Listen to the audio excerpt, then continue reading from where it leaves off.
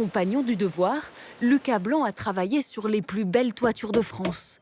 Mais pour le charpentier, celle de Forquera n'est pas un chantier comme un autre. Il y a du boulot et après il a une petite saveur particulière parce que là on joue à domicile, on passe tous les jours devant, puis voilà, il y a l'histoire en plus. Et puis comme vous l'avez dit, ça, des toitures comme ça dans le Queyras, il n'y en a pas beaucoup, donc on a la chance de pouvoir les refaire, donc c'est génial.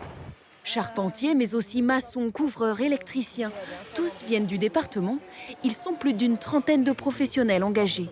Parmi eux, ce matin, 2 archéologues tentent de reconstituer l'histoire complexe du monument, vieux de plus de 800 ans.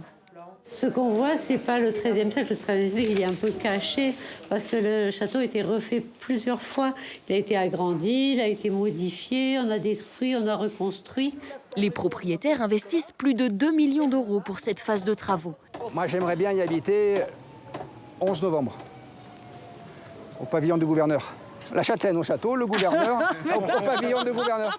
L'entrepreneur haut-alpin a racheté aux enchères il y a 2 ans ce château fortifié par Vauban en 1692. Il ne faut pas trop réfléchir, parce que si vous mettez une colonne avec des plus et des moins, vous avez plutôt beaucoup de moins et pas beaucoup de plus.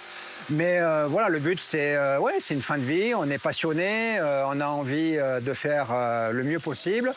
Et le lieu, on veut aussi le sauver. Le loto du patrimoine devrait permettre d'investir plusieurs centaines de milliers d'euros pour ce monument si cher aux habitants du Queyras. Ouvert au public dès le début de l'été, il a accueilli l'année dernière 20 000 visiteurs.